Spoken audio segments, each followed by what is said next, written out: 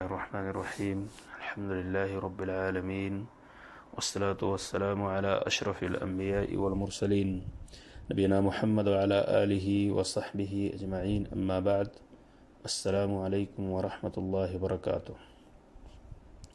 محترم سامعین، پچھلے اسباق میں ہم نے وضو سے متعلق بہت سارے مسائل سماعت فرمائے ہیں،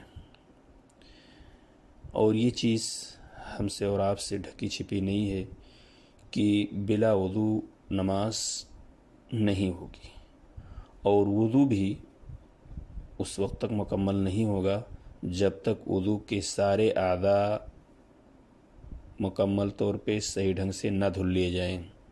اگر وضو کے اعضاء میں سے کوئی عضو ایسا ہے جہاں خشکی رہ جاتی ہے تو گویا کہ وضو نامکمل ہے، اور وضو نامکمل ہونے کی صورت میں نماز درست نہیں ہوگی۔ مؤلف کتاب نے مسئلہ نمبر 37 کے تحت وضو کے اعضاء میں سے کوئی جگہ خشک نہیں رہنی چاہیے یہ موضوع قائم کیا ہے، اور آپ کو معلوم ہے کہ یہ چھوٹے چھوٹے مسائل ہیں پر ہمارے لیے نہایت ہی مفید اور سود مند ہیں۔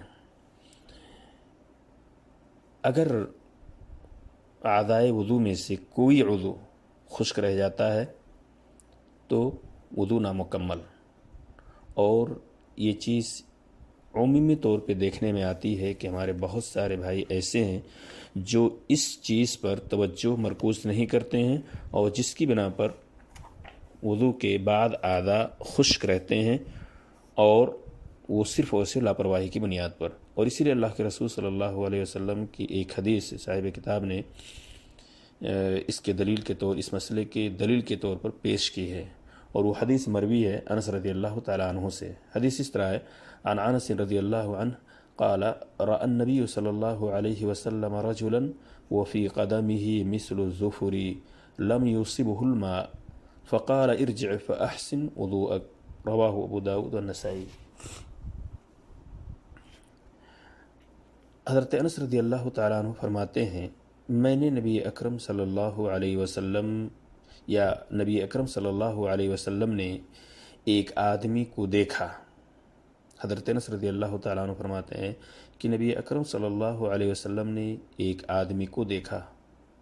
کیا دیکھا؟ وفی قدمہ مثل الظفر لم یصبہ الماء، جس کے پاؤں میں وضو کرنے کے بعد، یعنی جس کے پاؤں میں ناخن جتنی جگہ خشک تھے،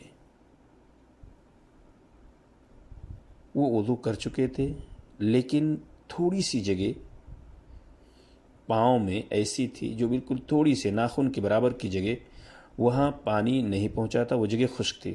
تو رسول اللہ صلی اللہ علیہ وسلم نے فرمایا فقال ارجع فاحسن وضوءک، رسول اکرم صلی اللہ علیہ وسلم نے انہیں حکم دیا واپس جاؤ اور اچھی طرح وضو کرو۔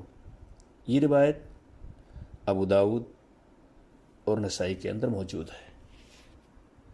سامعین کرام، ہمیں اور آپ کو اس مسئلے کی طرف توجہ دینی چاہیے، جب بھی ہم وضو کریں تو اعضائے وضو کو صحیح ڈھنگ سے دھلیں، اور کوئی ایسی جگہ باقی نہ رہے جہاں پانی نہ پہنچے۔ اللہ تعالی ہمیں اور آپ کو شریعت کے مطابق عمل کرنے اور اس کے مطابق زندگی گزارنے کی توفیق عطا فرمائے، آمین۔ السلام علیکم ورحمۃ اللہ وبرکاتہ۔